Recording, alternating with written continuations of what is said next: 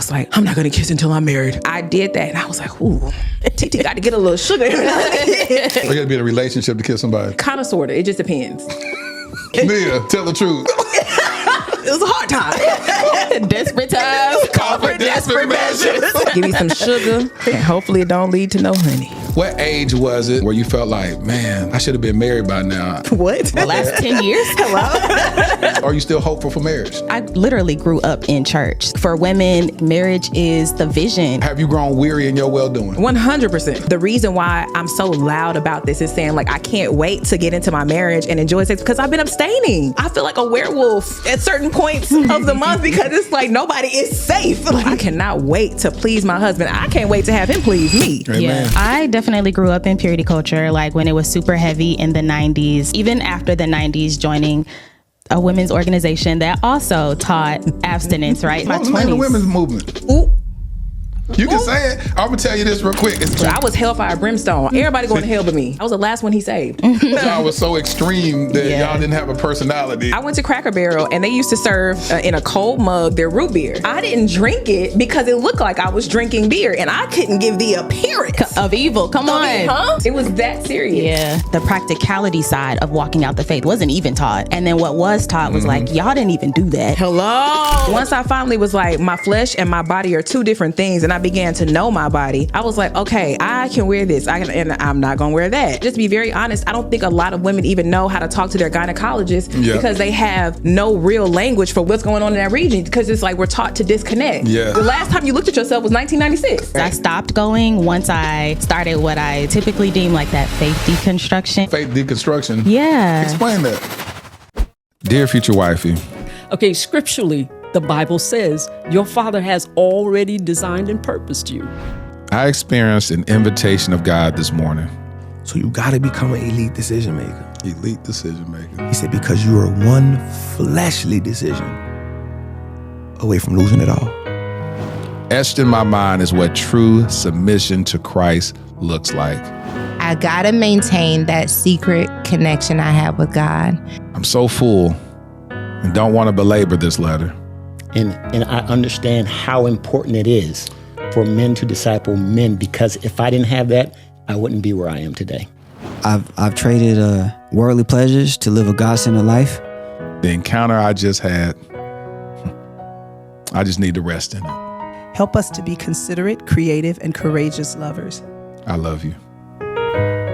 Your future hubby.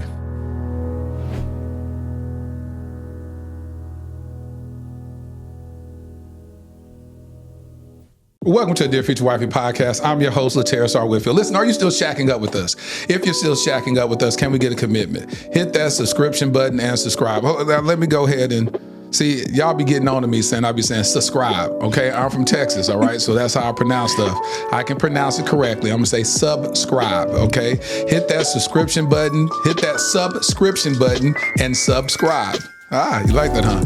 Listen, today we're gonna have an exciting episode, but before we do, can you please, if you're listening to us on Apple Podcasts or anywhere you listen to your favorite podcast, I want you to leave a review and rate this episode and the podcast the maximum rating that you can.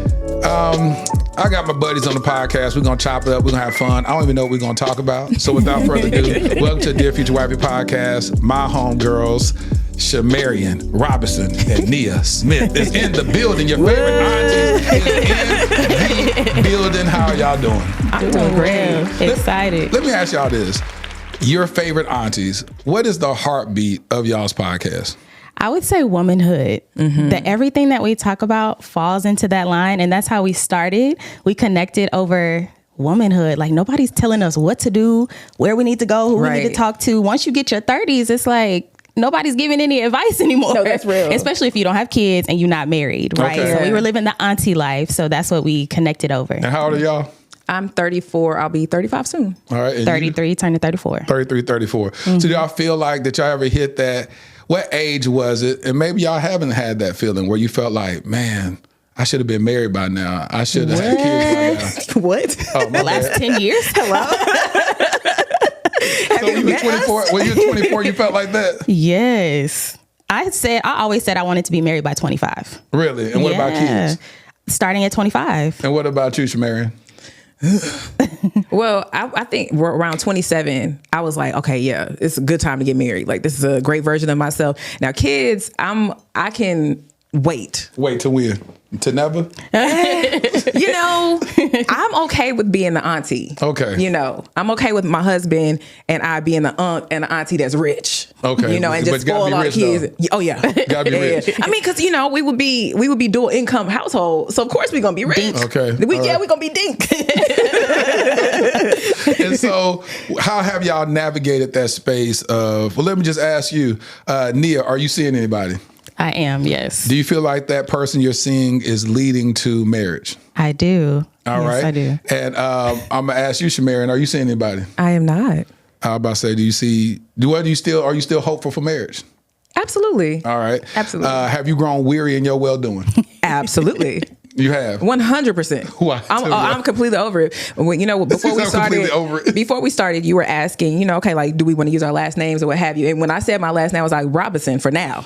You know, like, I'm 100% okay with dropping my last name. I am too. I don't need this At all. So you don't need this? I don't need that last name. Quickly. It's perfectly fine. Hello. Matter of fact, the day Right that now. I get married, I'm going to change, while I'm up there getting married, I'm going to change my name on Facebook immediately. That's why I don't have my last name on there. Mine is my first name and my middle name. Yeah. So like last name gonna change. Yeah. It's not needed. So y'all have always been hopeful and marriage-minded. I would Yeah. say yeah. Is that because of the upbringing in church? Yes. Largely. Yeah. I think largely. So why you say largely, Nia? Because I mean, I literally grew up in church, like there all the time. So marriage is like a pinnacle. Like for women, it's what you achieve. Like marriage is the vision. And so I just always had it in my heart. Like, okay, I want to be married. Yeah. What about you, ShaMarian? I've always wanted to be a wife. And I've always known that I'm going to be a wife. So it is really, really important to me. But I don't know if it has everything to do with the church, but it definitely, I'll say maybe like 92% with the church. I'm going to call this episode, I Am a Wife. Hallelujah. You felt that? I receive it. I receive it. I receive it. I am a wife. Come on. I had Nicole Kane on the episode on the podcast a couple of years ago, and she said she never saw herself as a wife. And we had a breakthrough moment while I was talking to her, and I kept having her repeat, I am a wife. Yeah. And it was hard for her to say it. And as she began to try to say it, she started giggling and laughing. It was so hard for her to recognize herself as being a wife. Wow. And so I'm looking at not only two beautiful women of God, but wives. The Bible said he who finds a wife does what? Finds a good thing. And does what? Obtains favor from the Lord. Obtains favor from the Lord. And so you two are somebody's favor factor. Hello. And so I want you to walk in that, to receive that, to know that, and this amazing relationship that you have, Nia, that I pray right now that he sees you as such, and that you already told me he's very intentional, but I want him to move with even greater intention and to claim his wife, to claim his missing rib. And ShaMarian, the same for you, that whoever God has designed and purposed for you in your life, I pray that when he sees you, he sees his future, he sees his destiny, he sees his favor factor, he sees everything that he prayed for, every fear that he had where he feels like no one could ever love him properly, that when he sees you, he sees the woman that God has fashioned to cover his heart properly. Amen. Come on. Yeah, because that's exactly what he gonna get for me. And more. To prophesy, man of God. You say he better have a good back, is what Hello? you said before. Hello? Oh, Lord. Yeah, she said that on one of my lives before. She said that because that's really important. What's important? That's really important because I know that in the church community, we do not talk about the needs that we have. You know, women don't. Women, especially women, like women are not connected to their bodies, and we're not taught the difference between the flesh and your actual, just your body. Yes. You know what I mean? There's this always like, no, they're synonymous. You got to kill your flesh. No, this is also my body. This is also scientific. The way it was created to work. You know what I'm saying? So for me, the reason why I'm so loud about this is saying like, I can't wait to get into my marriage and enjoy sex because I've been abstaining. I'm abstaining, and it is hard. And I feel like a werewolf at certain points of the month because it's like nobody is safe. Like I need to be chained away. But we demonize that, and not enough of us just simply say like, no, I cannot wait to please my husband. I can't wait to have him please me. Amen. Yeah. You know what I'm saying? And I'm doing it God's way. I'm genuinely waiting. So I feel like I have the right to talk like this. You do. You absolutely do. And y'all's background. I want y'all to educate people on y'all's biblical background, teaching abstinent courses and all that. Just give my audience the background of where y'all come from. So I definitely grew up in purity culture, like when it was super heavy in the 90s, all the things. Even after the 90s, joining a women's organization that also taught abstinence, right? So it's something that I dedicated to very early because I felt like that was right and that's what God wanted. Mm-hmm. Now, I wasn't taught the full, but early on, I was just like, oh yeah, okay, this is right. This is what God wants. And I also thought I was going to get married early. So at what age were you when you were going through this women's movement? The women's movement, I was in my 20s. What was the name of the women's movement? What are you doing Thursday, April the 17th? That's what I thought. You're going to be joining us at the 5-year anniversary for the Dear Future Wifey podcast. Yes, in Greenville, South Carolina at Love Story Church. Well, why haven't you got your tickets yet? Go to dearfuturewifeytour.com. Listen, this is an event you don't want to miss. We're going to have a dynamic group of panelists.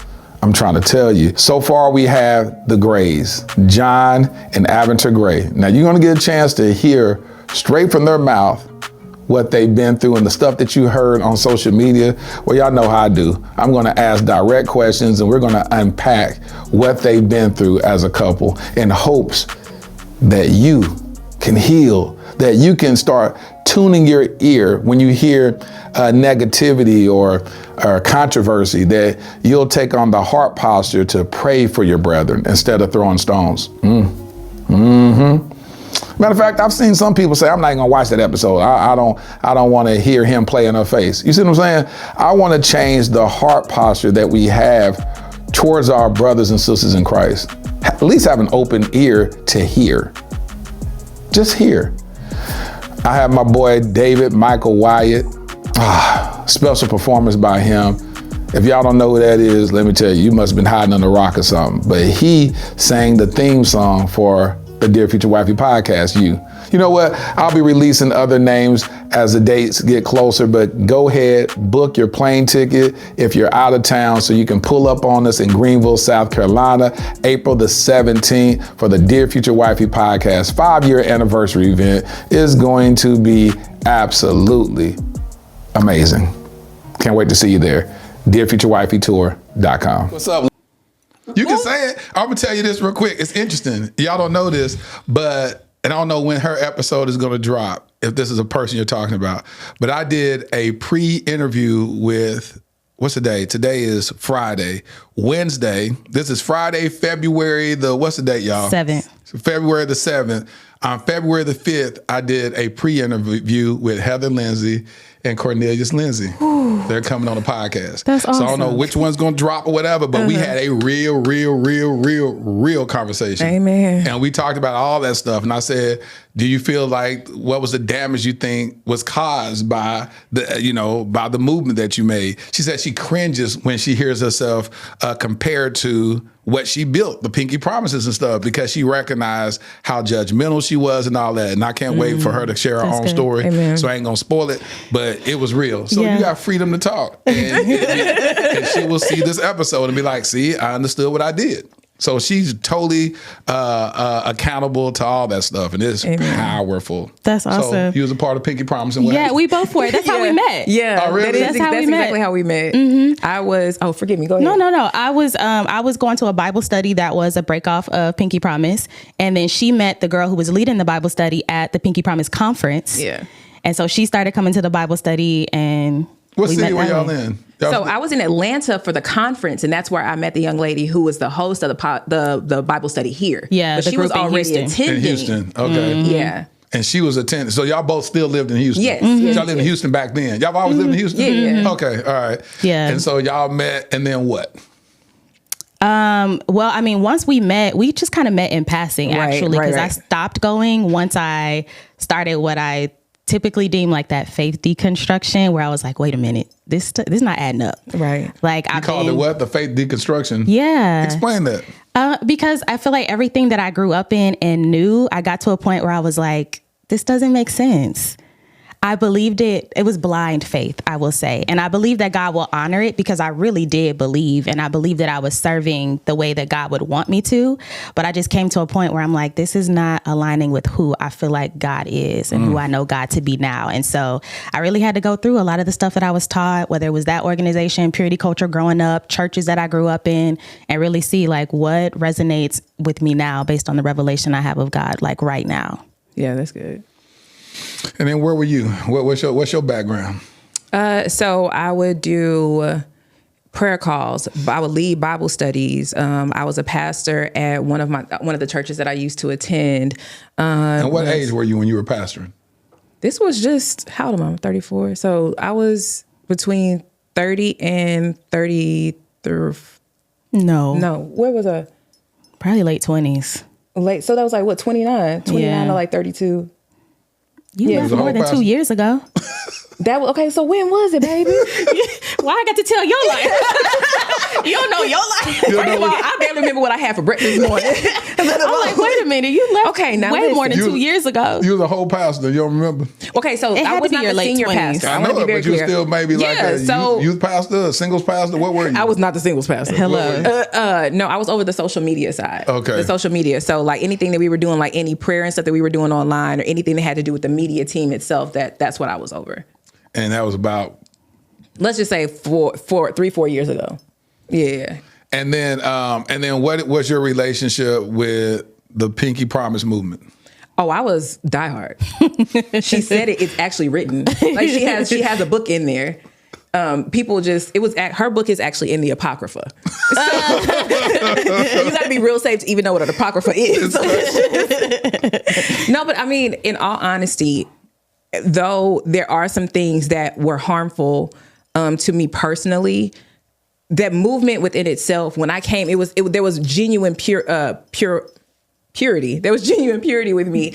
And I know that it was coming from a place that she really believed that what she was doing was right. Not to say that it was wrong, because I have been, just like she was. Exactly. I promise you, I was hellfire brimstone. I was a modern day Pharisee. I will tell anybody that. Mm-hmm. Everybody going to hell but me. Everybody, all y'all are burning. I was the last one he saved. That's how I used to be when you first got saved. What? I was oh my gosh. Yeah. You said everybody going to hell this Everybody going to hell with me. I was the last one he said, y'all wrap it up. So what gave you that judgmental spirit? I don't know. I mean, I've always been kind of like prissy. I've always been very prim and proper, but it just, once I really got saved and like dove into the word, the more that I knew, I became puffed up in what I knew. I became very puffed up. That's good. I was, like I said, I really was a modern day Pharisee. I'm like, oh, all of this is wrong. Mm-hmm. Everything you guys are doing is wrong. Yeah. Like have you read Leviticus at all? Like the law, honey, the law. How were y'all able to be friends in that space? Because that means you'd have left her. She got left behind. No. You know what's so funny? She and I will talk about this all the time. When she send me a little something on Instagram and I like laugh at it, and I send her a little something on Instagram. Right. We were testing it out. Y'all were testing y'all salvation. Like how saved is she? I thought she was super saved. I was like, I don't know if I could do this. No, I really thought she was. Now, mind you, we both were saved. Yeah, right? but y'all we talk about it like we weren't saved, but we weren't saved. But y'all was so extreme that y'all didn't have a personality. Like you didn't want to show your humanity. I went to Cracker Barrel and they used to serve in a cold mug their root beer. I didn't drink it because it looked like I was drinking beer, and I couldn't give the appearance of evil. Come on, huh? I couldn't do it. I was like, is there any other glass you can give me? Like, I don't, and I wouldn't want to drink it out of the bottle because, again, it looked like a beer bottle. Didn't want to drink it out the mug because it looked like the beer was in the mug. I'm like, is there a regular cup? You know what I'm saying? Like, it was that serious. Yeah, it was. It was that serious. Yeah. So, yeah, it was. So y'all was sliding each other stuff on Facebook? We were testing it out. Yeah. And then one day I was like, okay, she not an op.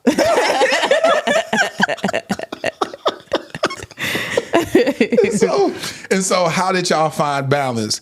You were in faith deconstruction. Mm-hmm. what does that look like when you give language to that? What were you doing with that? Because it can almost seem like you're leading more towards an agnostic mindset. No. So what was, when people may hear that, they go, she's deconstructing faith. Explain that for the people. No, I like that you said that because that's definitely not it. Always been a believer, always. But I just had to deconstruct the things that I was taught concerning walking out my faith, right? And I feel like a lot of the times the practicality side of walking out the faith wasn't even taught. And then what was taught was like, y'all didn't even do that. Hello. But you telling me that's what I need to do and I'm struggling. And then you making me look crazy because I'm struggling, but you didn't even do it. So I just explain what you mean. Give language to it. Didn't do what, Nia? Nothing. Like all the things of practicality of walking out, not just abstinence, but yes, abstinence. A lot of people that taught it in the way that it was taught didn't even do it. Right. It was what they wish they would have done, what they want, their children to do, that kind of thing, like the ideal version of this. And life is not always ideal, but you didn't prepare me for that. And now I'm mad at God because I made this commitment. I thought I was going to be married by now because y'all said if I did this, and now I'm mad at him and he's like, I didn't even say that. So give me the language in which was said to you. What was embedded? Because I had people come on live before throughout the years and they said they felt like they were lied to. If I saved myself, I would get married. But of course, I don't know the exact language was said. Was that the interpretation that y'all took away from it, or was that what they said? That's what was said. They said what? They're like, these men are looking for a virtuous woman. You need to be a virtuous woman. You need to hush. Don't say too much. Don't say too little. You need to know how to cook. You got to know how to clean. You got to, keep yourself. Whole time it's like, they want that, but they don't want that at all. They want it, but they don't want it. But there's an essence to it where you could do it with style and grace versus Mother Teresa. Hello? There's so many things, even with like modesty, talking about the way you dress, and it was all on us. Like you gotta cover up because you don't want your brother to stumble. So let me ask you this. Well, you could never wear that. No, I just want to ask you, ShaMarian. So could you wear this in your Pinky Promise movement? No. But I want to be very clear about something, because I started attending a holiness church at one point in my life, and I had been Baptist. So going from a Baptist church to a holiness church, it was something totally different. Yeah. So there was one point in my life where I threw out all my tight clothes. I threw out like any skirts and stuff that were like too short and stuff. And I started almost wearing sackcloth and ashes. Like I was just very homely. Just and I was just, at a certain point, I didn't realize that I had gotten like that. And then finally, when I started going through my faith deconstruction, I began to change how I dress, not necessarily have, everything all baggy clothes. But I had to tell her, like, friend, make it a little tighter. She did. A little tighter, friend. A little tighter. A little tighter. Why be all baggy clothes? She had like she still does have a 90s aesthetic, but it was still just like oversized clothes. I'm like, come on, friend, like you got the juice. And then when I started wearing tighter clothes, I was like, oh, I have body. Yeah. But again, it goes back into, we weren't taught how to separate the body from the flesh. And what's your responsibility? And what is not. Break that down. So, for instance, I'm top heavy. It just is what it is. I at this point in my life am no longer wearing turtlenecks every other day. Come on. I'm simply not doing it. This is the bust that the Lord gave, and I am glad in it. The cups run over. Hello, overflow. Somebody what does He's it say? The God of abundance. My man will be satisfied. Hello? What Song of Solomon? So it's like I can't help it. Now I'm not going out of my way to be like, hey y'all, but it just is what it is. And I'm no longer living for the opinions of others. Yeah, and the approval. Hello? Mm-hmm. There was one time she and I went on vacation. I got a whole DM from a married man trying to tell me how I need to be dressing. First of all, you're mad because your wife couldn't do it like hello. And why are you looking so close? And shouldn't your wife be the one to talk to me about this? Why do you think that you're... So I had to read him his rights. ShaMarian, what'd you say to the man? I don't still have it. Remember when we were on the vacation? I remember, yeah. I was like, if you we were on vacation with a swimsuit. Yes. And it was a one piece. And he said, we're at the pool. He said you shouldn't be wearing this. Yeah, a woman of God shouldn't be wearing that kind of stuff. I'm on vacation in a whole nother country. It's hot. It's hot. And first of all, and it wasn't crazy. It was a swimsuit. It was a one piece. Mm-hmm. a piece of one. It wasn't 2 pieces of 3, and it wasn't even no string 1 piece. I was still covered. Like, what's crazy? But those are the types of things. Yeah, and it's also because again, I was at that holiness church, so that was a real big thing. But no, once I finally was like, my flesh and my body are 2 different things, and I began to know my body, I was like, okay, I can wear this, and I'm not gonna wear that. So if the Lord tells me not to do something, I'm not gonna do it. I want you to give language. That's a beautiful thing. My flesh and my body are 2 different things. Right. Explain that succinctly so people can have a gem to take away. Okay, so your flesh, that's something that you always need to beat into submission. You know, that's something that is submitted to God. Like the things that I would want to hold idle, I need to submit that to God. These are fleshly desires. But my actual body is when I go to the doctor, I can be mindful and say, hey, this is what's going on with me, because I've actually taken inventory of what's happening. And just to be very honest, your physical body, just to be very honest, I don't think a lot of women even know how to talk to their gynecologist because they have no real language for what's going on, in that, what's going on in that region, because it's like we're taught to disconnect. Yes. But it's like, let's say you go to the doctor and it's like, hey, I don't think everything is right. Yep. Okay, well, when did you notice this? Well, I haven't. The last time you looked at yourself was 1996. Or at all. Hello. Yeah. Hello? Mm-hmm. So now y'all both trying to look at Wikipedia to see if you're going to die tomorrow. Hello. A Google search. Hello. You said, see if you're going to die tomorrow. Because that's what they tell you. What is it? No, doctor, what is it? You're talking about the thing online. WebMD. I can diagnose myself all kinds of stuff. I shouldn't be here looking at WebMD. You got to get off there. Be here. The Lord has brought you far. He brought me far. I Google something. I'm like, hello. I'm not supposed to be here. I'm a walking miracle. I look at WebMD. I'm like, Lord Jesus. Yeah, I'll tell people a crazy story about that one day. The reality is that I love how you separated the 2, because you gave reference to, we always say there's no good thing in the flesh, but not realizing then we demonize our own body saying, oh my God, I'm dealing with an erection. I need to rebuke myself. You know what I'm saying? It's like, what? No, it worked. They tell you to fast. They tell you to fast. They tell you to do all of this stuff. Hello? It's not okay. This is, or like when we talk about like our desires and how hard it may be in abstinence. What's funny is it's hard to be abstinent when you're attractive and when you know somebody wants you. But when you're trying to, and then somebody loving on you the right way, you took accountability. But that's the reason why they wanted y'all to walk around in sackcloth and ashes, so nobody could be, you wouldn't be desirable. Attracted to you, right? Yeah, and you wouldn't be desirable, and you won't have as many temptations. Sure. You're having too many options or whatnot. And so that's the reality of why they deemed it what they've deemed it. But how did you find balance? How did you find balance, Nia, where you looked at it and said, hey, I know that this is the right thing to do. Like y'all said, ain't nothing wrong with what they were trying to do. It's just the way they did it. And how it was unrealistic. I want to go back to this real quick. What language did they say? They said, hey, you hold yourself accountable. I ain't gonna say accountable. You be a submissive woman. You speak. I ain't gonna say you speak when it's been spoken to, but y'all made it seem like they wasn't doing that, ShaMarian. They did not. You got to be meek and mild. You got to be seen and not heard. Did not tell y'all that. Did not tell you. How you know? I don't know. and so the reality is they did that. And when y'all looked back at that time, were y'all seeing other women that was doing the opposite of y'all getting married? Yeah. Mm-hmm. How did you do? And still. Mm-hmm. And still. Because part of that is what they don't tell you is while you're walking around in sackcloth and ashes, you're not going to find nobody.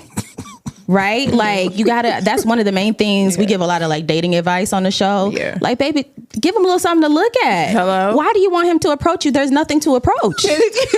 Come on. What do you, right? I mean, come on. There's nothing to approach. Hello? But they don't tell you that. They just tell you the one half. And then you're like, why am I still single? Why does nobody ever talk to me? You look like a hobbit. For what, baby? For what? What's he gonna tell you? Did you say like a hobbit? Yes. You ever seen somebody out and you just spot them? That's holiness. Hello. That is Saints. Holiness. Going straight to heaven. Hello? That's Jesus' sister. Her name is written in the Lamb's Book of Life. Permanently. In cursive. Hello? So listen, so y'all look at that. So what age did y'all say, this ain't working, I need to find balance? I came out a little later. Right. I think I was already pretty good in my process once we started like becoming friends, because So I how kind of old were helped you? her. I was like, come on, baby. How old were you? I was probably like 28, late 20s. And then what about you? No, Nia really had to help me. Shoot. Because you're the early only one going to heaven. Early 30s. Yeah. I'm trying to tell you. It was a work in progress, huh? Yeah, no, it was probably like my early 30s. So if she was 28, I would have been 29. So probably about 30, 31. Yeah. I was very weird. So weird. how hard was it for you to deconstruct what you thought? I'm still deconstructing. Really? It's I a still am. continual process. Explain. This is good. So it just depends. Like there have been times where I've had this very tit for tat mindset as it related to God. Mm-hmm. So going back to, and again, this is nothing on her. This is truly nothing on her. This has everything to do with me. I was following and I was like, I'm not going to kiss until I'm married. Oh my gosh, I'm not going to do it. I'm going to please God, and I did that. And I was like, ooh, TT got to get a little sugar. But I was doing that for some years. You were still like that when we were talking. Even now, I'm very selective in who I kiss. I have to feel incredibly comfortable with you. And it's definitely more of an exclusive thing. Like, You got to be in a relationship to kiss somebody. Kind of, sort of. It just depends. You still working on it? It just depends. She said, girl.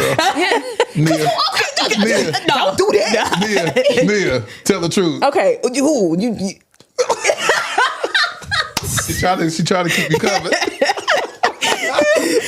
She did the little hand gesture to be like, remember him? Remember? It was a hard time. Desperate times call for desperate measures. So baby, he had to get a little shot. Do you feel convicted kissing somebody like that?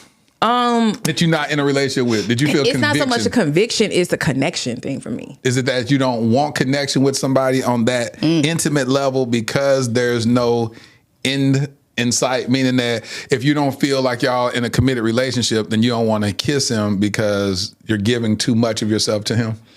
That's a piece of it. And then it's just like other stuff. Also, it's like What other stuff? I want to hear that. I like for my mind to be stimulated. So it's not just about how you look or if I'm attracted to you. I really do have to have a connection. Like I can't just cuddle up and just be under somebody and it's just no feeling. It's not gonna. I know, but I'm talking about even with the feelings, because feelings can exist outside of commitment. Yeah. So I'm saying with the feeling that you had with said gentleman, if you I feel kissed him. safe, we're gonna smooch. Okay. Smooch. We're gonna smooch. We're gonna have some smoocheroos. TT. Smoochies. Give me some sugar. And hopefully it don't lead to no honey. And so did you feel conviction kissing that gentleman, even though y'all weren't in a relationship? No. Good. No. It's not. It's not about conviction. At a certain point, But you know what I'm saying? You still deconstruct. You still vacillate between these spaces. Because that it's not about like that kissing aspect as it relates to God. It's more so about me. Like, do I want to share myself with this person in that way? Do I want, if he and I stop talking today or tomorrow, do I even want him to say that he had access to me in that way? Right. It has everything to do with me. Right, but it came from the original thought that I won't kiss until I get married. Right. So bless her. That's bless that baby heart. No, because who I was then, my gosh, innocent. I did it too. So in that space, you had never kissed nobody before? No, I had. I had. So you had kissed somebody before, and then you said, "I'm never kissing again until it's my husband on my wedding day." Absolutely. And when I met Nia, she and I talked about it. She looked at me so crazy. I did it. I did it for a few years. Like I didn't kiss anybody for a couple years because I wasn't in a relationship, but I was just dating different people. But I was on that train, like, oh no, the next person I kiss is gonna be my husband. Absolutely. Goodbye. Hello. And those babies meant well. They did. They meant so well. Yeah. We were trying to do right by the Lord our God. So when you were doing that, what did you run into dating, ShaMarian? I didn't date anybody seriously. I never got super far with anybody at that stage. Right. So do you feel like, all right, so Nia, we'll ask you that. So do you believe that ideology was a hindrance in building connection? Yeah, the act of kissing, no. But all that it was rooted framing, absolutely. And explain that. It just creates a certain wall. You can only get so close to me. But part of what I've had to learn in therapy after my last breakup was vulnerability, because I had this thick wall. Because like, no, you can't get too close. You can't do this. You can't do that. You can't do this. And that's not a way to create connection with someone. So let me ask you this. This is good. I said we don't know what we're going to talk about, but this is great. We all into vulnerability. We all into these ideologies that we have that have to get deconstructed to add real human connection outside of what we framed ourselves. Because they say that when you build a wall up, not only are you preventing people to get in, but you're preventing yourself from getting out. So you can't even get a connection with somebody because they got to leap over this huge wall to even get to you. And by that time, they tired. So, they're not doing it. They're not. No, they're simply not. They're not. It's like, baby, I ain't gonna do that. Okay. That person got a little, she ain't got no wall. I'm finna go over there. Yeah. And so as you were seeing that, as you were going through that journey, the last relationship you had prior to this king that you have now, what do you realize that I'm calling him? I'm setting you up. I told you, because I want you to feel good, brother. I want you to go ahead and just be like, man, I like what Laterra said about me. Affirm me. Listen, Nia, he need to come to the wedding. So that's what I need to be. So the reality is this: when you look back at that past relationship, and you know that you had walls around yourself, around your heart, around your mind. This is a balance. God says, guard your heart. From out of it flows the issues of life. So we're supposed to have a certain level of guard around our hearts. But what do you feel like you were doing that was unhealthy, that didn't allow for the proper connection? Well, I mean, when in that relationship, I was still in like holiness. So, I mean, I was coming from a place where literally we couldn't touch in certain ways. We couldn't sit too close. I want to hear this, because people be like, what do certain ways mean? I mean, just certain areas on the body that may be like stimulating. Like, of course, he like, touch, down here, up here, but that middle portion, let's not, what I mean? We did kiss, but that was the first person that I kissed after realizing like, I'm gonna wait till my husband thing. We just not gonna do that. Right. So we did kiss, but still just a lot of boundaries that just weren't necessary. I feel like what they taught us were things that when I actually did them, I was like, because they just made it seem like everything led to sex. Everything. Yeah. Everything. And it's like, actually, no. I kind of just want to cuddle. We could cuddle, like we could sit next to each other. We don't necessarily recommend it if you don't have the willpower to spend the night with someone, but it doesn't always have to lead there. Yeah. And so there were so many things I set up because in my mind I'm thinking, it's going to lead to sex, and it doesn't necessarily. And so, this is so good because again, I have a lot of people who watch this podcast, a lot of women, and they feel a certain way, and I keep telling them it's not. How's that been working out for you? See, I don't ever try to tell anybody what they're doing wrong. I say, how's that working out for you? It's like, I ain't been on a date in 15 years. Well, have you wanted to go on a date within the last 15 years? Absolutely. How's that working out for you? If you keep doing something, you need to adjust it. If I had a company and I was losing money for the last 15 years, it's about time to close down that business. I love watching Shark Tank because Kevin O'Leary would be like, take that dream behind the barn and shoot it. Because he said it's not working. Yeah. If you done borrowed all your family money, done took a second mortgage out on your house, your neighbors done gave you money, you done lost everybody's money, but you like, but I still believe in this. He like, take that behind the barn and shoot it. It's not working. Good. And so when I talk to these amazing, beautiful single women that watch the Dear Future Wifey podcast, and by all means, hold true to your abstinence journey, but it's not that you're compromising in a certain way. It's that you seem so abstinent and so heavenly minded where you're no earthly good that you don't even know how to connect with somebody. You don't even know how to have a conversation with them. You're so like, well, the Lord said this and this. It's like, can you, where's your human side? Can we just have a conversation? Can we just talk? Can we laugh? We talk about that on the podcast. Do you have all a sense of humor? Because ShaMarian ain't short of it. So, I was. You was? I was. So how were you back then? Oh my God. It was disgusting. Honestly, it was. Like I kid you not, there was a young man who was in my DMs a couple of years ago, and this one in my self-righteous phase. And he was hitting me, you know, like, hey, good morning. Something, I want to get to know you, whatever. And I was like, do you know the call of God on your life? I wish I had my phone. I'm gonna send you a screenshot because I think I still have it in my Facebook Messenger. No, I mean, I'm like going through. I'm like, do you know the call? Are you in church? And what are your intentions? Quite literally 3 messages in.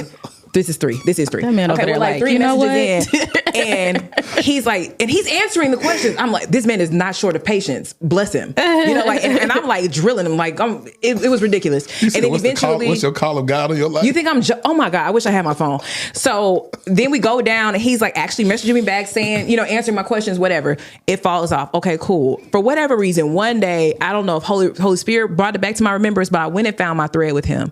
I actually went back and apologized. I was like, I am so sorry that I was like that with you, because it was just unnecessary. What did he say? But I meant it. No, he was like, oh no, I actually didn't take offense to it. I was just answering and da-da-da-da. And then I started getting to know him, and we kind of, you know, that, yeah. Okay, that just fell real flat. No, it just feels, no. So we started getting to know each other, but then it just fizzled out. Life. So, you know, that was that. But I went back and apologized because it was just. Was that the first guy you actually revealed that you had a personality?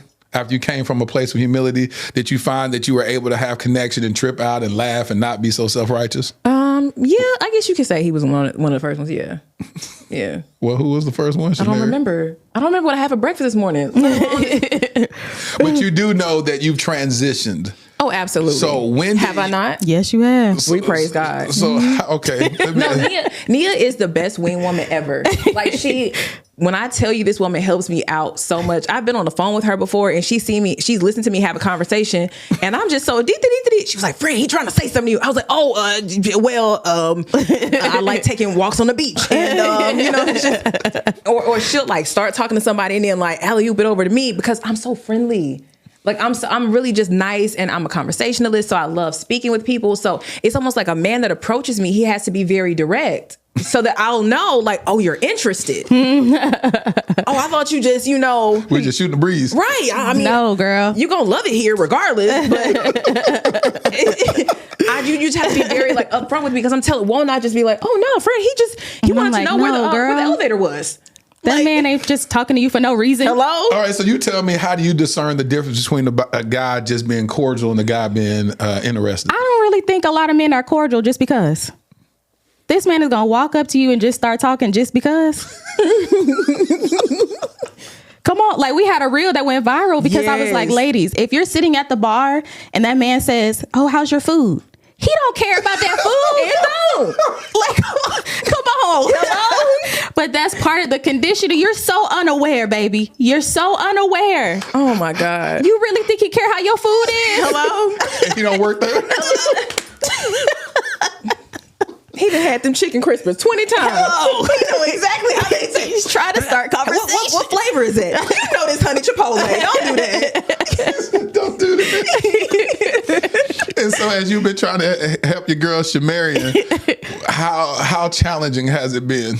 How challenging has it been? It is challenging at times. But let the record show. She's made tons of improvements. Bless God. Tons. But I'll literally tell her something and she'll be like, no. Okay, you know what? Don't even worry about it. Do your thing. And like, let me know how it turns out. Whatever. Literally would be like, no, I'm not doing that. So how'd you meet your guy? He DM'd me on Instagram. What'd he say? Well, at the time we both still work in education, but he didn't just right out the gate like, oh, I want your number. Yeah. He just would respond to my stories, say little things. We would have conversations. And then eventually he asked for my number. Was that a healthy progression? It was. And it was really great for me because my antennas didn't go up. Yes. I was just like, oh, okay. I really wasn't thinking nothing of it. We would just talk here and there. And it was for a little second. Like, what's a little second? 6 months? 3 months? No, I wouldn't say it was 6 months, maybe like 2. But we would just talk here and there, and he did not come at it from that angle. And so I really didn't think nothing of it. So I didn't have a chance to, let me just analyze him. Let me see if he checked the boxes. Let me see. Cause I wasn't thinking that. Then he asked for my number and, we're long distance. So I had to go to Nashville for work. And he was like, hey, I want to meet you. I want to take you out. Are you going to be available after work when you're in Nashville? So he actually flew to Nashville. Got a hotel. Live in Nashville? No, he's in Ohio. He flew to Nashville. bought a plane ticket, rented a car, got a hotel. Like, I want to meet you. Were you nervous? Yes. Why? Because, I mean, why would I not be? I've never seen this man. We've only talked on the phone Y'all or like did texted. FaceTime or anything? No, we didn't FaceTime before then. And so, yeah, I was nervous. And then his page, he's not like super social media person. So he didn't have a lot on his page for me to go through and see. So I was like, oh, I don't know. I don't know how it's going to go. What made you allow yourself permission to have that experience? Oh, that's good. Permission. I had been on a journey. But I had been on a journey of being more adventurous and taking more risks. So I always tell people to be adventurous because it trains your spirit to take a risk, to step out in faith. So before then, like I had went skydiving. I mean, I was just doing stuff to break out of my box and do something different. So I was already in the space of allowing new things to happen without trying to like dampen them or scare myself out of it. Good. Yeah. And so how was your first date with him? It was good. I mean, it was chill. We just went out to like a regular restaurant and we just talked. Did y'all kiss? No, we did not. Did you have rules at that time to say we're not going to kiss? I didn't. So you were just open. So if he would have tried to kiss you, would you allowed it? I probably would have. Okay. I mean, he was a gentleman. He had already like done all of that just to meet me. And so I was already very impressed, like, okay, no, you came from out of town. This wasn't like, oh, let me go up the street. Like, this was intentional. You had to make bookings. You had to do spend things. some money. Yeah. So, no, I was open to it. And he was a complete gentleman. But actually, we talked about it later. And we had an episode where I talked about another guy that I went on a date with who had tried to kiss me. And I was like, it wasn't that. It just wasn't that on that date. And I was just like, no. So he saw that episode. So he was like, I was not going to try to kiss you on the first date because I saw that episode. And he didn't know that you was going to allow it. He told me that didn't apply to you, baby. You could have got the smooches, as ShaMarian said. Not the smooches. You could have got that. And so y'all been dating for how long? A little over a year. And do you have a shot clock in your mind to say, if he doesn't propose by this time, then I'm moving on? I do feel like it should happen this year. Why? I just feel like we're at a point in our life, we're both in our 30s, that you should know rather quickly. And then also, once for women, you hit that 30 mark and that clock start ticking and it's like, we want to have a family. The 35 clock. Yeah, it's counting. It's counting down fast, ticking very loud. I can't hear mine. She don't hear hers. I don't know if it's on. But the only reason why I say this is because my mother was technically an older mother when she had my Mine was sister too. and I. So I just see how she is. She's still very active with my niece and my nephew. She's still going and doing stuff. So it doesn't bother me. And you say you can have it either way. Yeah. But you lean more towards the way of not having kids. Do you lean more towards that way? Yeah, that's what she just said earlier in the conversation. I ain't 50-50. She said the auntie, she done made her husband now being the uncle. Well, I mean, because the reason why I say this is because I personally prefer to date a man without children. So you prefer to date a man without children, but then y'all don't have children. I didn't say that. You said that we can be the rich aunt, but you never said we'll be the ones with 3 kids running around. Let me tell you something. A man that is doing right by me can have whatever he like. However he like. Hello? Sorry, Tia. No, I'm saying, and I truly, truly mean it. That man, what Sierra and Russell? Yeah. That lady done popped out all them churns. And I'm sure if he say, hey, you want to make another, she gonna be right there. You think a man that is doing right by me, doing what he needs to do, who is thoughtful, kind, romantic, caring, understanding, attentive, what else? You had a list? Faithful. Is this your list? Yeah, I have a list. Okay. I have a list. If he's doing all those things, baby, you can have what you want. You really can. I would love to serve you. Okay. I would love to. Amen. Amen. Let me serve you up. Let me serve you up.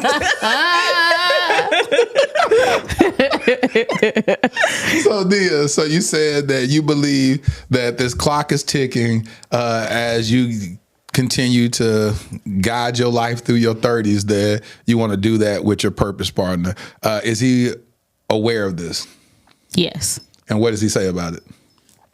I mean, we are in alignment. So like I said, we're both in our 30s. He's actually a little bit older than me, but we're both in our 30s. So he said he wants marriage. And he says we wouldn't be here if he didn't. Hello? You wouldn't have made yourself disillusioned by the intentionality and everything else and said, well, that's what he wants, his marriage, because he's showing up. I've been down that road before. No. I always ask very intentional questions when I'm getting to know someone. Help the people. What are some of those questions? Do you want marriage? Do you want to be a husband, or do you just want a wife? Because it's a lot of men that want a wife, but they don't want to be a husband. Or they want to be fathers, but they don't want a wife. Subsequently, they know that some women, you have to make me your wife before I make you a father. Exactly. So do you want to be a husband? Because there's a difference. Yeah. There's definitely a difference. So I always ask those. And then in what timing? Because if you want to be a husband, but it's 10 years from now, we're not in alignment. No, baby, I don't have 10 years. Hello. So all of those things, timing and alignment and what you want in life, I always ask that at the very beginning. No need to waste time. Don't got time to waste. What's the beginning though? Like beginning, like when you first start talking. What do you think the beginning should be?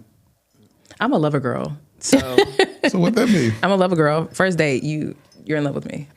Rightfully so. I don't blame you. Like, I'm really amazing.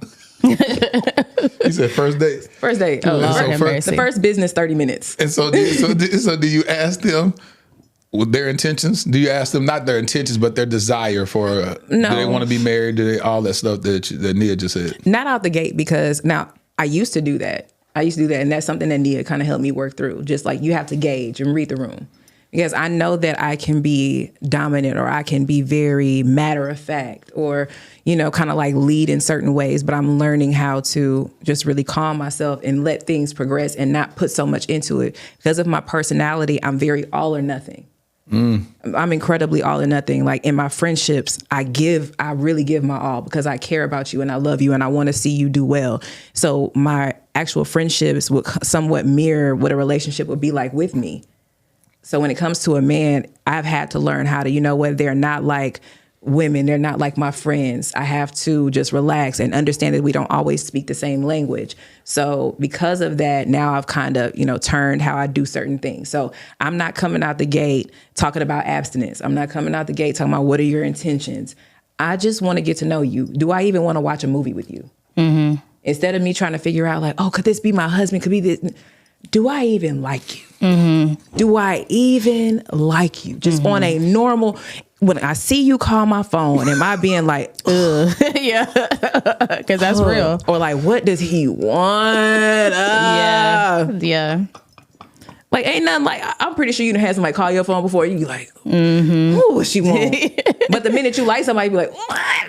You smile, you're like, hey. Voice change. Right. Hey, how you doing? Good morning. How you doing? I don't know why your voice got get like this. I never No, but that is me. One of my coworkers got on me one time because I was on the phone with a dude, and I was like, yeah. I don't talk to a man I'm interested in the same way I talk to everybody else. Oh, y'all, what do you want? Everybody else, I might talk to you like this, baby. Yes, darling. Yeah, baby.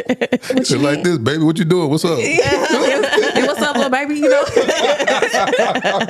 No, some dudes like that though. When you treat them like that, they're like, wait, hold on, because nobody's doing that to me.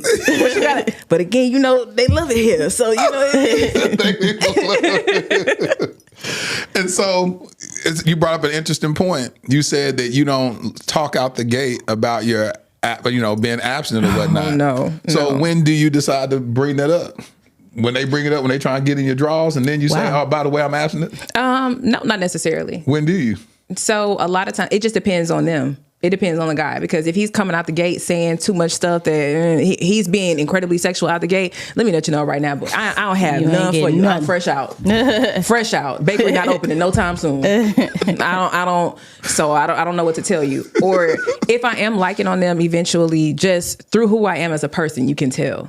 You can tell what? You can tell I'm not out there. Out there and being able to is two different things. Right, but I'm not giving you I'm not giving those vibes. Those cues. Yeah. And I wouldn't put him in a position to where I would frustrate him in that regard. He said put him in a position. So tell me, be transparent. Have you been in positions to where you thought that you had communicated that you were waiting till marriage, and then you got placed in the position of it, and it began to be challenged? You was like, hold on, now that ain't what it is. I'm trying to do this. Have you been in that, Miss Super Sage ShaMarian? What do you mean by that? Have you ever had your abstinence challenged while dating in this new ideology that you have? Challenged. When you say challenge, like what do you mean by that exactly? Like I'm telling you, no. Have I had it tested? Have you? Like the man testing you? Right, or just right. Yeah. That's what I'm saying. The man. Yeah, the no, man. they don't. So they don't even try. Like to push up on me and just to see if I'm a bite or something like Yes. that. Nah. Anybody you date, they ain't never tried. So they just accept you abstinent. They just don't even touch you. It's not even that. It's not even that. But sometimes there's a certain essence that I give off to where it's like, don't do that. That's what I'm asking you. So you're saying that they never tried? I'm not saying that they never tried, but also That's it's what I'm like, asking. calm down. Okay, no, they've tried. That's what I'm saying. Yeah. Does it avail? I didn't say it avail. I said they tried. Yeah, no, they tried. Because I want you They try. Reason why I want real language is because you'll have a woman saying, well, maybe I'm not putting that essence out there. yeah. And maybe I'm not leading right because these men keep trying. It's like, no. No, He a man better. will try. Yeah, A man will he try better. regardless. No, get you some evidence. Huh? You got No, I wanted to talk about that because that's one of the things they talk about is like a man trying you. Oh, that's disrespectful. He shouldn't. And it's like, no, that's one of the things I had to realize. He's a man. Hello. Thank you. And I want him to be one. You want him to like your kind. Hello. You thinking he really know, baby. He just don't like you. He don't. The man is not attracted to you. Hello. Let me tell you something. I need my man to be struggling to keep his hands off me. Like, baby, we got to get out the house right now. Because if we wait 5 more minutes, I would be on you like white on rice. I wouldn't be upset. I didn't want to go anyway.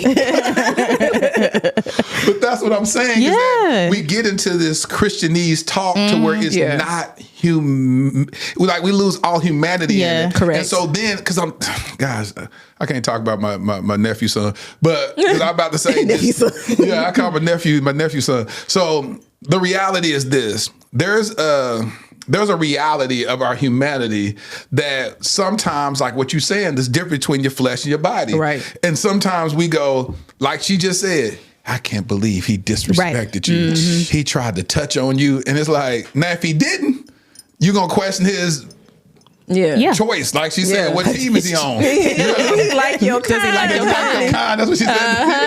And hey, get it how you live. Baby, that's between you. But it's some people upset because they married somebody that didn't like them. And listen, and I've heard conversations. That's why I said in my database, I've had so many conversations with different people throughout life. And I've had friends who were like, man, this man honored me. He never touched me. He never disrespected me. He never even made sexual innuendo. And then they get married.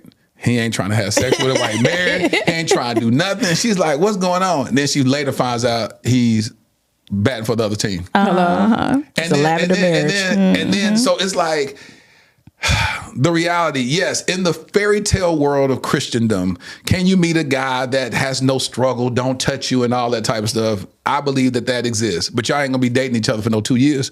Y'all gonna get married very quickly. Y'all gonna meet each other, be married within 6 months because his humanity, because the thing about it is, once you start loving somebody, caring about that person, spending time with that person, sharing space with that person, spending Valentine's Day with that person, Christmas and matching pajamas. You're doing all this nice, cutesy stuff. Mm-hmm. You're going to be like, something's missing. Mm-hmm. And that's us connecting on this level. We're kissing each other, or even if you said we're never going to kiss until our wedding day, that wedding day is going to come faster, especially if he's kissed somebody before. And if he's done anything else before, you're going to awaken some things inside of him. That's why the Bible says never awaken what before it's time? Love. Because what happens is that the minute that you start spending that time with somebody and you start saying, I love you, your heart going to be like, man, I want to share love with you. I want to experience love with you. I want to connect with you on a love level. And so that's why I said we have to normalize these things that happen. And the older we get, we ain't talking about 15-year-olds. We're talking about 30-something-year-olds where your body is going through hormonal changes and saying, I need a kid inside of me. I need a kid inside of me. And there's only, I'm going to say one way for the child to get inside of you because with modern technology and stuff. But there's a natural way of a kid getting inside of you, and your body is craving that in that moment. Right. Mm-hmm. Like she said, her biological clock ain't telling her that, while your biological clock is saying, I need a baby inside of me. And I hear that so often. What are you about to say, ShaMarian? So what I wanted to talk about earlier or bring something back is because we don't do enough separating the flesh from the body, And because we got to leave room for the Holy Ghost all the time, and we don't hug and we don't kiss and we don't do all that, you're now associating all of those things to it leads to sex after this, instead of understanding that this is just a way to connect with my person. So those cuddles, those kisses, those this, those that, now you're sexualizing those on all sides. When the whole time it's just intimacy. Mm-hmm. It's literally just you getting to know your person on another level. Mm-hmm. I do want my husband to know that I'm going to be attracted to him. But every time I touch him, I'm not saying I'm going to want to do it. I am going to want to do it. I want to be very clear about that. To my man, if you're watching, you're not just a piece of meat, I promise. However, yes, you are. No, but when we get to that point, I don't want it to be to where he and I have starved each other from that. So now we have no choice but to rip each other's clothes off because we don't know how to fashion ourselves to just love on one another without there being some type of exchange. That's good. Because we haven't worked that out, now in the marriage, if let's just say we have strife or we disagree on something, now all things are taken away. So now you feel like you can't even kiss me because you don't want to go to bed with me right now. You know what I mean? Yep. So we have to do a better job at understanding how to, keep your flesh in order, but also understand that your body needs to connect with your person. Yeah, absolutely. So Nia, how do you balance that in this relationship that you have now? How do you balance that? And has it gotten weary in your well-doing? I'm very weary in my well-doing. I don't think that there is ever just like a perfect balance. Like, it's a struggle. It's a struggle. It helps that we're long distance, so we don't see each other like every day, all the time, but it's a struggle. Does that make it struggle even more that when y'all get around each other, y'all like, I missed you, and now all you got is the physical in person, and now you want to, prioritize the physical because y'all haven't had the chance to experience that because y'all are so far away? Yeah, no, that's definitely an aspect. This is my first long distance relationship, so I didn't know everything that was going to come with it and how much of a struggle it would be. And I'm like more introverted, so even when I dated somebody in Houston, I wasn't really like we got to be together all the time type of person. Like, I love being around my person, but I wasn't that type. But now in this relationship, I'm just like, I want to see you all the time, but I can't, so it's definitely a struggle. Why is abstinence important for you and your boo thing? Well, one, I still feel like that's God's will. Although it's been turned into a bunch of different things and produced a lot of frustration for people, I still feel like that was God's original plan, because it is good in a lot of ways. And it has helped us. Like, this relationship, we communicate so well. Like, I mean, we talk about everything all the time, like best friend, other best friend. I know her face was going to turn up. So we didn't have any distractions from getting to know each other at the deepest levels. That's good. Why is abstinence important for you? It just has a lot to do with access. It has a lot to do with access. I don't want that. And I want to be able to make a clean break. Like, because again, I'm a lover girl. So, and I'm all or nothing. So when I'm all in, I'm really all in. So if and when things don't work out, I am devastated because I know what I've given. So I don't necessarily want to give my body in that regard because I don't want to miss that feeling I had with you.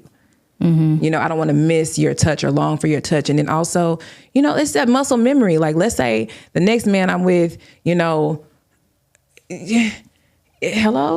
You don't want to be recalling, First a sentence. You know what I'm saying? So like, let's say my last man rub on my feet all the time. Like, he love my feet, now my next man, he don't want to touch my feet. It's like, now I've gotten used to a man loving my feet. Now it's like, that's frustrating. Yeah. It's like, you don't do that thing with the feather. That's a subject. Don't talk about the feather. Talk about my feather. But I'm saying, like, I just don't want that. I want to really give pieces of myself to my man and he know that this really is for him. And in the same way, and in the same way, I would want that for myself. I would want there to be pieces of my husband that, I really did save this for you. Mm-hmm. This episode is titled, I Am a Wife. Nia, why are you a wife? Oh, wow. I think because I've spent intentional time preparing to be one. In many different ways, but definitely mentally, emotionally, spiritually. I've been very intentional about learning, being submissive in different areas, not just waiting for a husband to submitting to the Lord first, and then in other ways. Why are you looking at her? I'm finna get ahead. in other ways. And then just the practical side of it and spending time in therapy, just growing and maturing. So I feel like I am at the best version that I can be as a single woman, and I'm ready to go to the next level with my husband. The best version I can be as a single woman, and I'm ready to go to the next level with my husband. ShaMarian, why are you a wife? Literally, I can't follow that. But no, because that's genuinely how I feel. Yeah. And it grew more apparent from the last relationship that I was just in. Like, I was very heartbroken, but I was all in. How long ago was that? So it was a year now. Okay. A year that we've been broken up. So I really like gave a lot. And I was at that point, I was like, no, you are getting such a healthy version of me. This is a version of me that has taken time in therapy, that has gone to the conferences, that has just taken time for herself, not to mold myself for my husband, but just to be a better person for those around me. I've got to experience different conversations and go different places and just really boost myself up to become truly the best person I can be on this single side. Mm-hmm. And I know things that are going to be released in covenant. Yeah, come on. There is a certain grace and there's a certain mercy and protection that comes with covenant. And I wholeheartedly desire that. And I know what can happen when a man takes care of his wife. Come on. When Next you level. treat God's daughter right. Come on. That's why you found the favor. You know how fathers feel about their daughters? Mm-hmm. You know how they feel about their daughters. Hold on. That was good. I've never even heard that explained like that. You know how fathers feel about their daughters. That just hit me because my daughter, Lateria, that's my heartbeat. That's my boo thing. Mm-hmm. And there's nothing I wouldn't do for her. Yeah. Thank you, Holy Spirit. And there's a different level of covering and grace that I extend to her husband because he loves her properly. Come on. And so the quote unquote emotional, spiritual, psychological inheritance and even physical inheritance, I even give to him because of the way he loves my daughter properly. Amen. And so when I talk to him, my daughter be like, gosh, I just love the way you talk to him. I said, I extend the same language to him because he's loving my daughter properly. Amen. And for you to just say that just hit me. You said, you know how much the fathers love their daughters. Yeah. You know what I'm saying? And that is so true. As I wrap up, I want to ask y'all this. What will your husband get of you that nobody else has ever gotten of you? Nia. The wife. Nobody else can say that. But as much as I want to, go to the next level, he's going to the next level. All that is inside of me, I know has been created to help him and the purpose that God has placed inside of him. And I'm excited to put it to that use. I'm excited about that. I'm excited to see his vision grow. I'm excited to see his purpose flourish. Whatever I can do to commit to, like, his purpose is mine. Come on, baby, let's do this. Like, now we in this together. Yeah. And 2 is better than 1. Ooh. So I'm excited about the next level, even for him. Yeah. Mm-hmm. ShaMarian, what did your husband get from you as a wife? My husband will get understanding. He'll get honor. He'll get respect.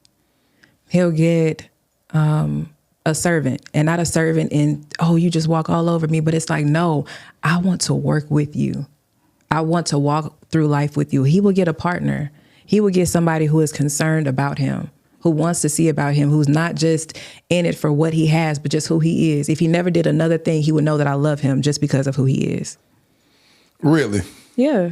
If he never did another thing, he'll know that you love him just because of who he is. Yeah.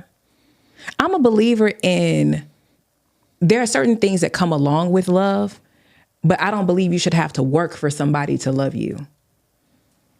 Mm-hmm. I genuinely do not believe that.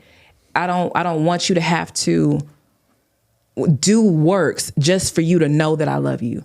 And that goes back. That goes back to God. Religion. I don't have to do works to know that he loves me, because the minute I stop doing works, that's when you begin to say, oh, you know what? You may not trust me as much. You may not love me as much. You may not want to be around me as much. You may not be happy with me as much. No, my love has been given unto you because that's what I want. I want you to fill up. I want this man to know that his front, back, and side to side are covered because I have breath in my body. As long as God allows me and gives me the mercy and the grace to do it, I'm going to be by that man's side. That lady said, that's my man. I'm sticking beside him. Sticking by him. Yeah. That one right there. Oh, he with me. My man, that man my is man, well my kept. man. Because I'm going to be a well-kept woman. Hello.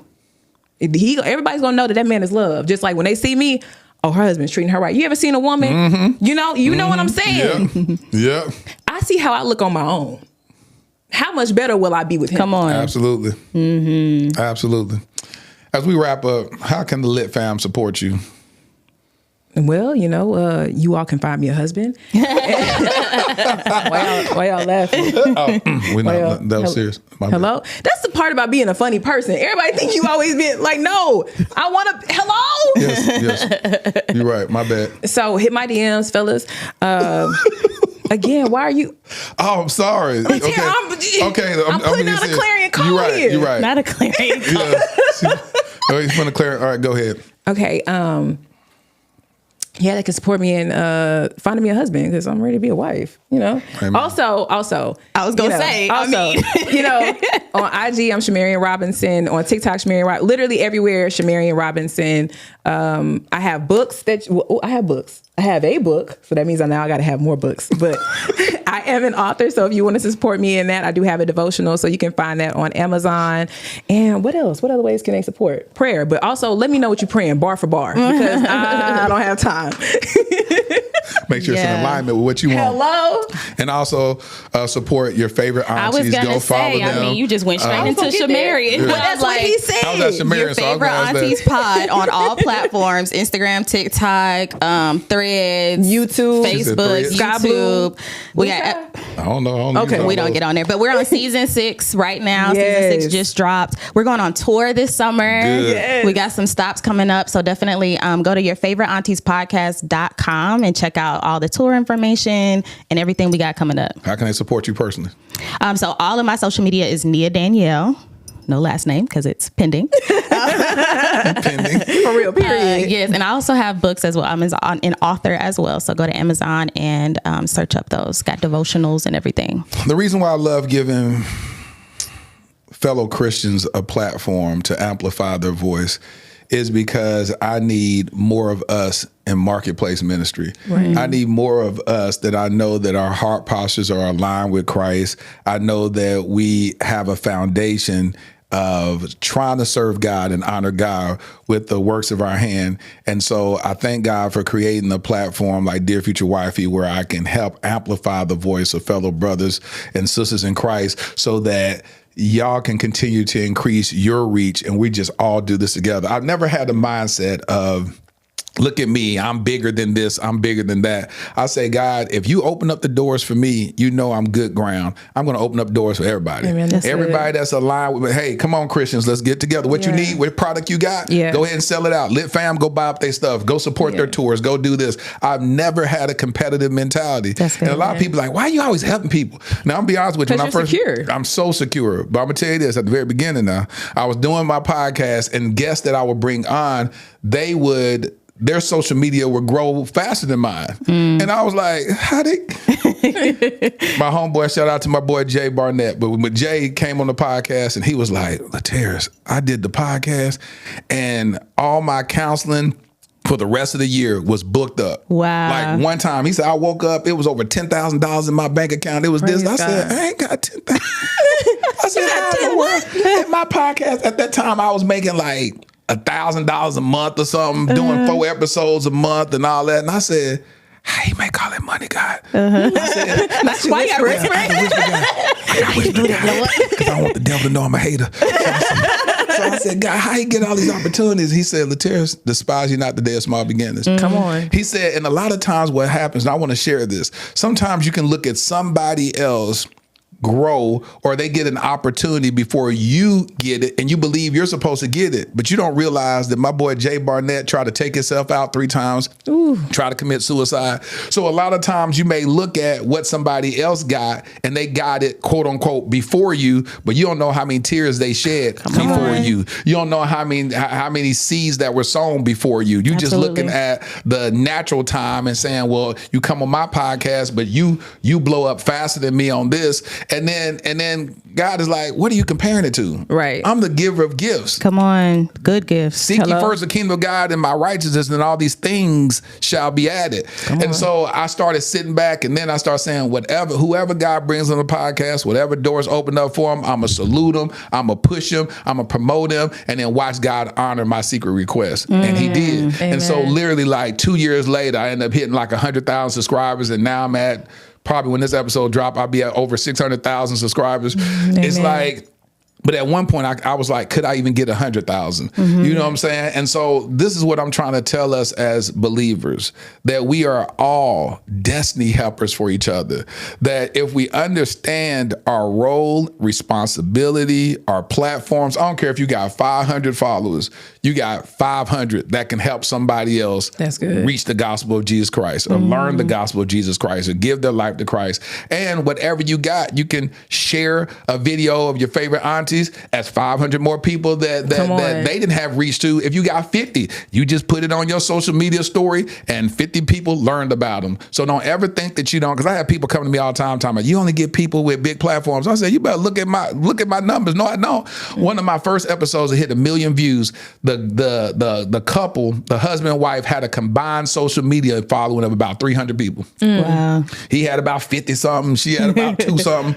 And I was like, but their video hit 1 million views because the story was so real. And so I say, I don't base people on my podcast based upon numbers and all that celebrity status. I base it on stories. It's people that have millions of followers that try to come on my podcast, and I'm like, that's not aligned with what I'm talking about. Right. And I mean, I've thought about it. I'm like, dang, I want my Cat Williams episode. And God be like, you just saw Shannon Sharp do that. Now you're going to use that as the baseline of what you want? No, you want your God episode. Come on.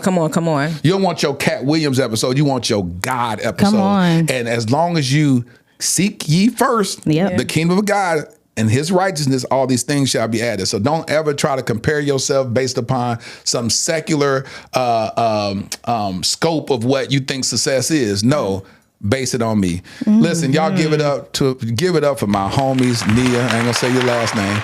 So give it up for my pending last name, Nia, and my homie ShaMarian, y'all. Bye.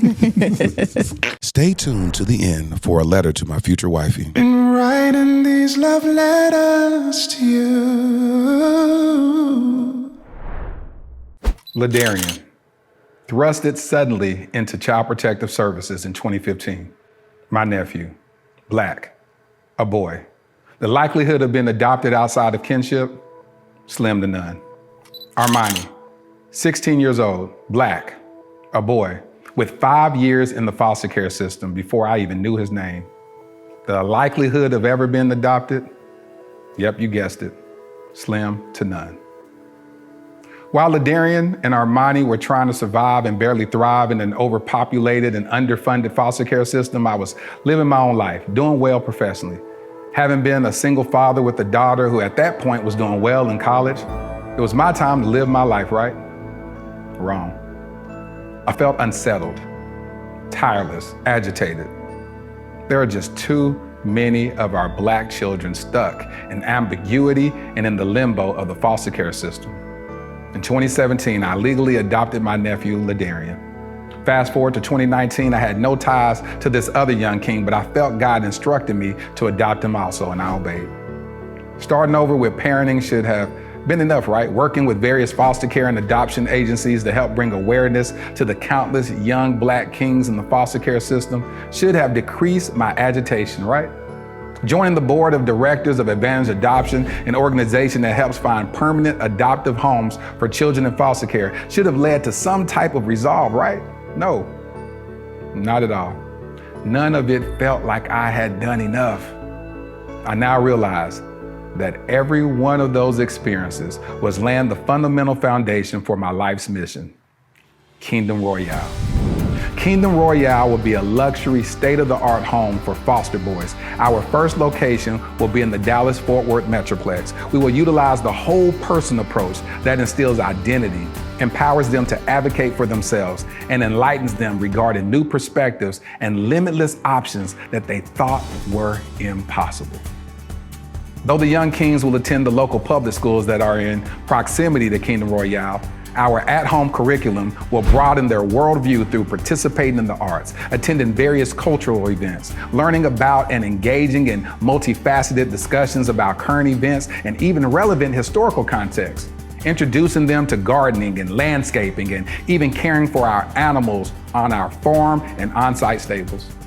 We just launched our Startup Capital campaign with the goal of raising $2.8 million. Now, why $2.8 million? Well, in 2017, I created a web series in which I performed random acts of kindness for targeting the homeless community. One of the most notable successes was that one of the videos went viral, garnering 28 million views. However, one of my biggest regrets is that I didn't raise a single dollar to help in implementing a more sustainable plan for the homeless community. So throughout the years, with much remorse, I reflected on not maximizing that moment. I knew if at that time, just 10% of the viewers donated $1, we would have raised at least $2.8 million that could have really established long-term support for the homeless community, or at least started a long-term initiative to do so. This is my do-over. This is our new beginning. Together, we can attack this at the root by specifically helping our homeless Black boys who are already disproportionately represented in the American foster care system. I'm Laterras R. Whitfield. I've been nominated for 3 regional Emmys documenting my work with the homeless as well as my personal adoption journey. Despite those accolades, the greatest award for me is truly providing the infrastructure for a transformed life. Visit kingdomroyale.com for more details. Crown a king and make a donation today.